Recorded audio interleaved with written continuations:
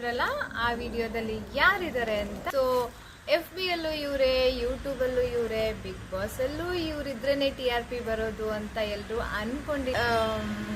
ಆದರೆ ಇವಾಗ ಅವರೆಲ್ಲ ಆಪೋಸಿಟ್ ಆಗಿ ಕಮೆಂಟ್ ಮಾಡ್ತಿದ್ದಾರೆ. ಸೊ ನನಗೆ ಇವ್ರು ಯಾರು ಅಂತ ಗೊತ್ತಿರಲಿಲ್ಲ. ಸೊ ನನಗೆ ಯಾವಾಗ ಗೊತ್ತಾಯಿತು ಅಂದರೆ ಅವರು ಬಿಗ್ ಬಾಸ್ ಬಂದಾಗ ಯಾರು ಇವರು ಅಂತ ನೋಡೋದಕ್ಕೆ ಅಂತ ಹೋದಾಗ ನನಗೆ ಗೊತ್ತಾಯಿತು ಇವ್ರು ಯಾರು ಅಂತ. ಸೊ ಒಂದು ಆ್ಯಕ್ಚುಲಿ ನನಗೆ ಅವರಲ್ಲಿ ಲೈಕ್ ಆಗಿದ್ದೇನಪ್ಪ ಅಂದರೆ, ಒಂದು 70 ವರ್ಷ ಆಗಿದ್ರೂ ಕೂಡ ಹೆಣ್ಮಕ್ಳನ್ನ ಕೆಟ್ಟ ದೃಷ್ಟಿಲೇ ನೋಡೋ ಅಂಥವ್ರು ಕೆಲವ್ರು ಇರ್ತಾರೆ. ಅಂಥವ್ರ ಮಧ್ಯೆ ಇವರು ಎಲ್ಲರನ್ನೂ ನನ್ನ ಏಜೇನು, ಇವಳ ಏಜೇನು, ನನಗೆ ಮಕ್ಕಳು ಸಮಾನ, ನನ್ನ ಮಗಳು ಸಮಾನ ಅಂತ ಹೇಳ್ತಾನೆ ಇರ್ತಿದ್ರು. ಅದೊಂದು ಲೈಕ್ ಆಯಿತು.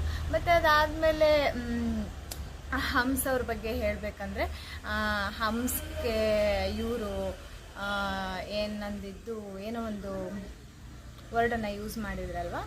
ಸೊ ಅದು ಕಾಮನ್ ಆಗಿ ವಿಲೇಜಲ್ಲೆಲ್ಲ ಒಂದು ಫ್ಯಾಮಿಲಿ ಅಂದಮೇಲೆ, ಇವಾಗ ಬಿಗ್ ಬಾಸ್ ಮನೇಲಿ ಇದ್ದಾರೆ ಅಂದಮೇಲೆ ಎಲ್ಲರೂ ನಮ್ಮ ಮನೆಯವರೇ ಅಂತ ಅಂದ್ಕೊಂಡಿರ್ತಾರೆ. ಸೊ ನಮ್ಮ ಬಗ್ಗೆ ಯಾರಾದರೂ ಒಂದು ಬ್ಯಾಡ್ ವರ್ಡ್ಸ್ನ ಯೂಸ್ ಮಾಡ್ತಾರೆ ಅಂದರೆ ನಾವು ಕೊಡೋವಂಥ ಸದ್ರ ಅವ್ರಿಗೆ ಸಲಿಗೆ ಅಂಥವ್ರು ಮಾತ್ರ ನಮಗೆ ಹಾಗೆ ಮಾತಾಡೋಕ್ಕಾಗುತ್ತೆ.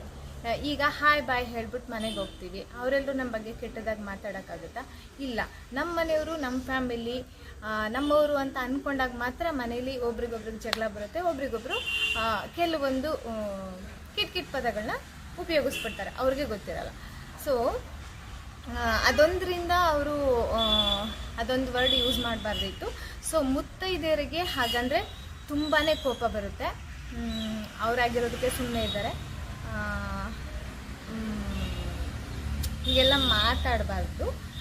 ಮತ್ತು ಇನ್ನೇನು,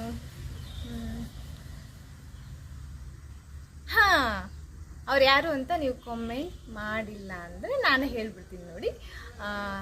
ಬಿಗ್ ಬಾಸ್ ಜಗದೀಶ್ ಅಂಕಲ್.